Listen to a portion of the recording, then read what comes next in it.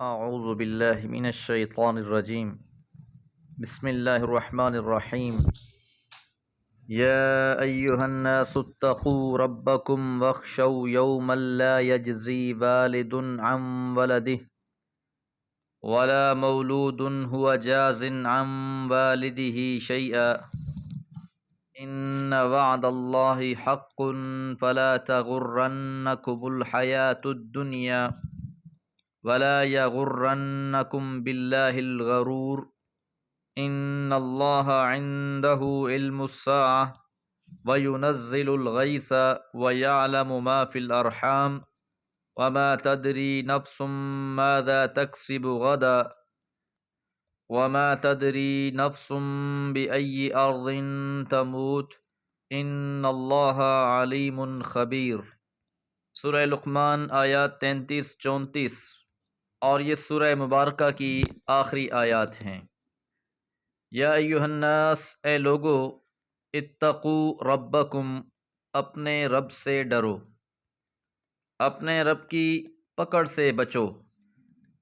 یہ آخری تنبیہ ہے کہ لوگ اپنے رب کی پکڑ اور اس کے قہر و غضب سے بچیں۔ وخشو، اور ڈرو، یومن، اس دن سے، لا یجزی والد، نہیں کفایت کرے گا والد، باپ، کچھ کام نہ آئے گا باپ، عن ولدہ، اپنے بچے کے۔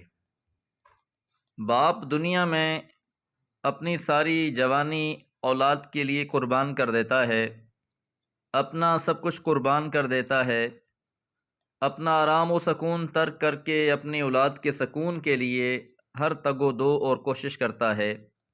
لیکن روز قیامت ایسا دن ہے کہ جس دن باپ بیٹے کے کام نہیں آئے گا، ولا مولود، اور نہ ہی بیٹا، ہوا جازن، وہ کچھ کام آنے والا ہے، عن والدہ شیئا، اپنے والد کے لیے کچھ بھی، کہ کوئی بیٹا بھی اپنے باپ کی کفایت نہیں کر پائے گا۔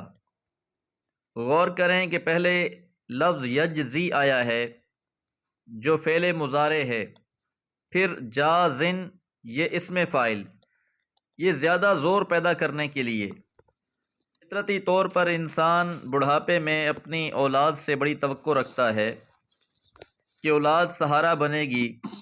دوسرا، جب اولاد جوان ہو جاتی ہے، والدین بوڑھے ہو جاتے ہیں، اولاد میں یہ صلاحیت ہوتی ہے کہ وہ اپنے والدین کا خیال رکھ سکیں، اور اسی طرح جوانی میں ان کے اندر قوت ہوتی ہے، حمیت اور غیرت ہوتی ہے اپنے والدین کے لیے۔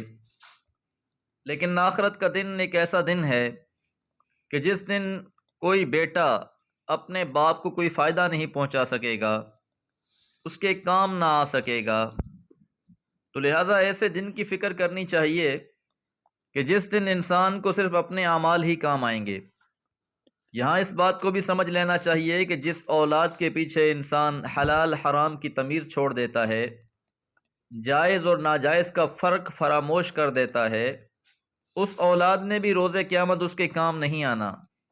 لہٰذا کسی کی خاطر بھی اپنی عاقبت، اپنی آخرت کو خراب نہیں کیا جا سکتا، اگرچہ وہ اولاد ہی کیوں نہ ہو۔ ان وعد اللہ، بلا شبہ اللہ تعالیٰ کا وعدہ، حق، سچا ہے۔ یہ اللہ کا فیصلہ ہے اور یہ حتمی ہے، اس میں کوئی ڈھیل نہیں ہے۔ فلا تغرنکم الحیات الدنیا، اور تم کو دھوکے میں نہ ڈال دے دنیا کی یہ زندگی۔ مکہ میں یہ صورتحال بھی تھی کہ اکثر آباء و اجداد اپنی اولاد کو اسلام سے روک رہے تھے، اور ساتھ یہ بھی ذمہ داری لینے کو تیار تھے کہ جس دین پر تم عمل کر رہے ہو، جس راہ پر تم چل رہے ہو، اسی پر چلتے رہو، تمہاری آخرت کی ہم ذمہ دار ہیں۔ وَلَا يَغُرَّنَّكُمْ، اور تم کو دھوکے میں نہ ڈالے، باللہ الغرور، اللہ کے بارے میں کوئی بھی دھوکہ۔ تو نظر اور فریب کا کوئی بھی دھوکہ، دنیا کا کوئی بھی دھوکہ، کسی کی بھی کوئی آس امید، کسی کا بھی کوئی بڑا بول تمہیں اللہ کے بارے میں دھوکے میں نہ ڈالے۔ اللہ کے جو بھی فیصلے ہیں وہ حتمی ہیں، ان کو کوئی تبدیل نہیں کر سکتا۔ یہ جو ہمارے ہاں لوگ کہانیاں سناتے ہیں، ان کی کوئی حقیقت نہیں ہے، کہ فلاں کو فلاں نے بخشوا لیا، فلاں کو فلاں کی وجہ سے چھوڑ دیا گیا۔ ہر انسان اپنے کیے کا ذمہ دار ہے، اور خاص طور پر اللہ کے بارے میں یہ جو دھوکہ تھا لوگوں کو، جو انہوں نے بہت سے وسیلے بنا رکھے تھے اور ان کے بارے میں کہتے تھے ہؤلاء شفاعنا عند اللہ، کہ یہ اللہ کے ہاں ہماری شفاعت کرنے والے ہیں۔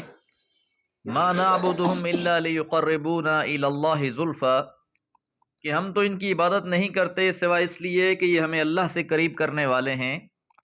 تو یاد رہے، کوئی بھی چیز تمہیں اللہ کے معاملے میں دھوکے میں نہ ڈالے، اپنے دین کو اور اعمال کو اسی اللہ کے لیے خالص کر لو۔ ان اللہ، بلا شبہ اللہ تعالی، عندہ، اسی کے پاس ہے، علم الساعہ، قیامت کا علم۔ عام طور پر مخالفین جب بات کو تسلیم نہیں کرتے تھے تو جھٹ سے یہ بھی کہہ دیتے تھے متی ھذا الوعد، کہ یہ جو قیامت والا وعدہ ہے یہ کب پورا ہو کر رہے گا۔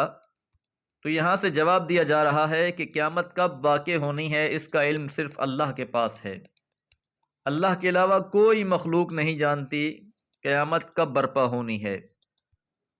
وَيُنَزِّلُ الْغَيْثَ، اور وہی بارش اتارتا ہے۔ کب بارش ہونی ہے، کہاں ہونی ہے، کتنی ہونی ہے، اس کا حتمی علم اللہ کے پاس ہے۔ اندازے اور اٹکلیں تو انسان لگاتا ہے، لیکن اس کی کلی حقیقت سے آشنا نہیں ہے۔ وَيَعْلَمُ، اور اللہ جانتا ہے، مَا فِي الْأَرْحَامِ، جو کچھ رحم میں ہے۔